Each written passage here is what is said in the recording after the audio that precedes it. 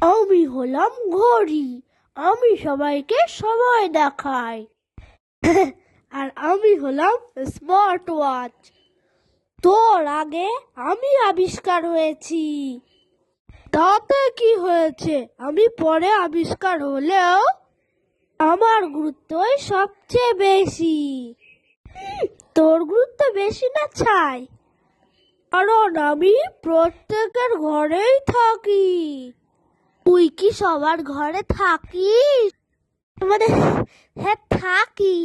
সবাই আমাকে কিনেছে আর আমাকে যেন কুড়িয়ে পেয়েছে। আমি সবাইকে সময় দেখাই। আমি সময় তো অবশ্যই দেখাই। তাছাড়াও ইউটিউব, ফেসবুক, ইনস্টাগ্রাম, গেম, এমনকি কল করা ফোনের মতো সুবিধা পাবে। ফোনের মতো সুবিধা আছে, তাহলে ফোনটা কিনে তোকে কেন কিনতে যাবে লোকে?